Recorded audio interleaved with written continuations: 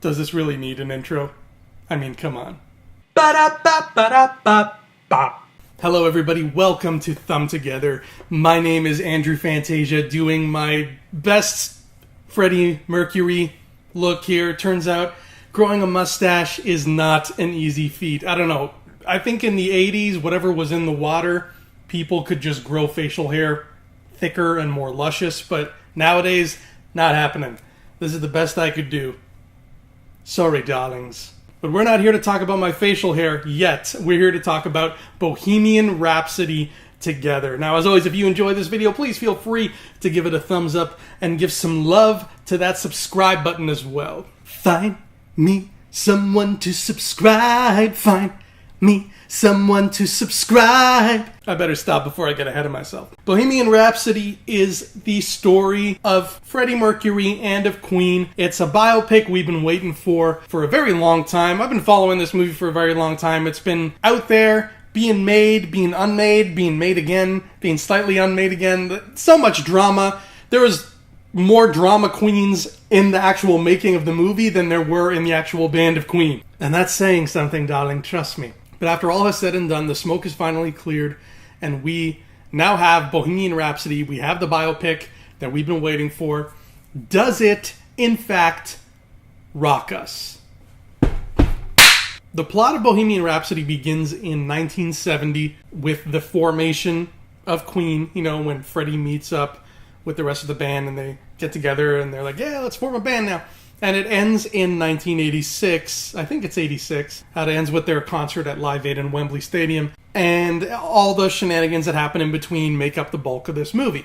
And it's not a short movie either. So, you know, it's a meaty package that you get in there. And yes, while the rest of the band is there and they are portrayed very well, the majority of the story highlights Farouk Balsara / Freddie Mercury. This is all about him. This is how he became the lead singer of Queen and did everything that he is famous for doing. And Rami Malek plays him so damn well. Let me tell you something about Rami Malek.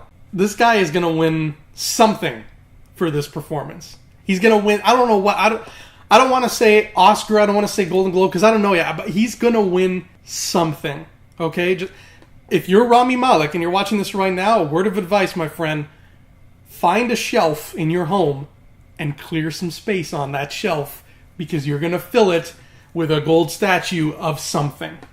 I'm just putting that out there. Now, when it comes to biopics, particularly biopics of musicians, I get very excited. I love hearing those stories about all the tribulations that they go through, about all the crazy shit that the rock stars, you know, dive into during the heights of their power and fame. And when it comes to biopics of these sorts of people, I think that the hardcore fans, they don't necessarily want to know if the movie was good. They want to know if the movie did justice to the band that they loved. And this is where I kind of flip-flop on Bohemian Rhapsody. Do I think the movie was good? Yeah, I do. I think this was a very good movie. It was very enjoyable. The performances were top-notch.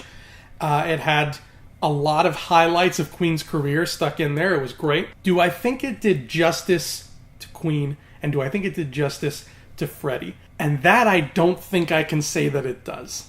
My problem with the movie is that it's very hard for me to pinpoint exactly what's missing. But something is. Something is missing from Bohemian Rhapsody that the band and the man deserve. With everything this band stands for and everything it has done and all the, you know, the impact it has made in the world, it deserves to be, you know, just a notch extra, something extra that I can't put my finger on. That's what a story about Queen deserves. And while this movie was great and I really liked it, it felt like it could have been the same kind of biopic about any rock band. It didn't feel special, and Queen is special. That kind of band deserves something more than just an ordinary, very good biopic, which is what this was. It was an ordinary, run-of-the-mill, very good biopic, but it wasn't worthy of Queen. And this is not coming, I'm not like a hardcore, like, Queen, everything, like, posters on my wall, every album, tattoos of them all over my... No, I'm a casual Queen fan. I enjoy a majority of their songs. Some of their songs I don't care for. Bicycle Race doesn't do it for me. I'm sorry. I'm not a huge Queen head, though, is what I'm trying to say. I'm not super biased where it's like it has to be perfect to satisfy me. No, I'm just a casual dude who likes some Queen every now and then. And even I believe that the band deserves better. So I'm really curious to talk to somebody who is a hardcore Queen fan and see what they have to say, because they probably were even more let down by that. I mentioned earlier that this movie's not short. It clocks in at about 2 hours and 16 minutes or something like that. But it does feel very breezy. It does really just kind of breeze through Queen's repertoire and their whole career from 1970. All of a sudden we're in 1986 and you're just like, whoa, what happened? Where did the time go? And there's so much interesting, juicy stuff in there that personally I could have gone for another hour of just more. I could have sat there happily because there's a lot of interesting stories to tell in there. And it hit all the important notes. Whether it's, the band's formation, writing all their major hits, including Bohemian Rhapsody, leaving EMI and kind of going off on their own and becoming big. Freddie's sort of downward spiral when he hung out with that Paul guy, and Paul kind of just took him away from the band and just got him hooked on just sleaze and cocaine and drinks. And, Freddie coming out to his wife, being a homosexual and all that stuff. Everything was there, but it really just sort of hit the beats and then it ended. It was just kind of like, ba-ba, ba-ba, ba-ba, ba-ba, ba-ba, the end. There you go.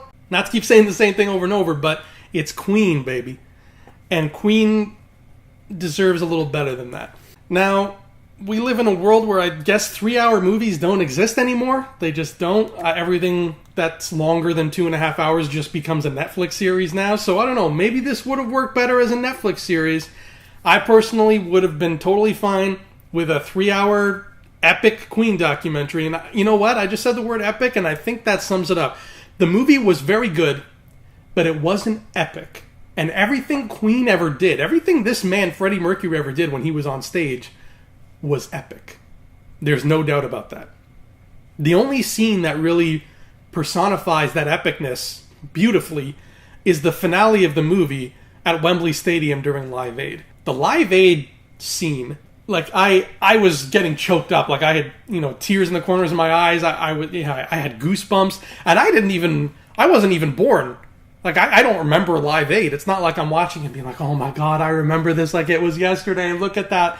No, I'm just sitting there watching this concert that I was either not born for or too young to remember. And the power of Queen being there again after their breakup, not breakup, but after their little bit of falling out, performing for this ginormous crowd of people during what was then the biggest musical thing to ever happen on planet Earth, and them being sort of the biggest show at that biggest musical thing was just absolutely sublime. Like, that was Queen right there. And the rest of the movie is not that. And I get it. The rest, you can't have 2 hours and 16 minutes of that because you'd be exhausted. But the feeling that came over me seeing that concert, watching Queen perform at Wembley, and watching Rami Malek just crush it as Freddie and just stand out there dressed like this, pumping his fist to a crowd full of people, it made me wish I had seen the movie in IMAX. I actually went out of my way to not see it in IMAX because I didn't feel like spending the extra money, but that scene, God, I wish I had seen it in IMAX. That feeling that came over me was what a Queen movie should have been doing to me for the entire runtime. Because it's Queen, just because it is something special. So I did enjoy Bohemian Rhapsody very much, but not as much as I think I should have. And again, I don't know what you could have done differently, whether it's add another hour of story, whether it's just shoot things differently or shoot different parts of their life. I really couldn't tell you. I haven't processed yet what could make this movie more epic. But it is missing that epicness. Little fun bit of trivia. Something I didn't know going into it. Mike Myers is in this movie. Yeah, that Mike Myers. He's in this. And without spoiling anything, if you're familiar with Mike Myers' Saturday Night Live stuff, particularly Wayne's World, there is a very tongue-in-cheek Wayne's World reference in Bohemian Rhapsody. And it might be one of the funniest moments of the movie. That's all I'm going to say. So those are my overall thoughts. I really liked the movie, but I wanted to love it absolutely unabashedly, and I didn't. It wasn't quite the Queen story that I think the band deserves. But I hope you all enjoy it, because it is a well-acted, well-made film that does a decent job of telling the story of one of the greatest rock and roll bands to ever live. So there is that. So go out and enjoy Bohemian Rhapsody. I hope it doesn't disappoint you too much, especially if you're a ginormous Queen fan. I hope you get some love out of it, because I think Freddie would have wanted that. Freddie would have wanted people to walk into a movie about Queen and walk out being like, yeah, that was amazing. And who knows, maybe one day we will get a 10-part documentary / biopic on Netflix or something that does an even better job of telling this story. And if that happens, I'll be all for it. But in the meantime, if this is all we have, I'm fine with that. I'm satisfied, but I'm not over the moon. That's Bohemian Rhapsody. This has been Thumb Together, and I am Andrew Fantasia doing a poor impression of Freddie Mercury with my very, very disappointing mustache. Thank you so much for watching, and thank you all of you who watch and subscribe every time I put a video out, because as Freddie would say, you bring me fame and fortune and everything that goes with it. I thank you all. Well, maybe not fortune. I mean, I still live in a basement.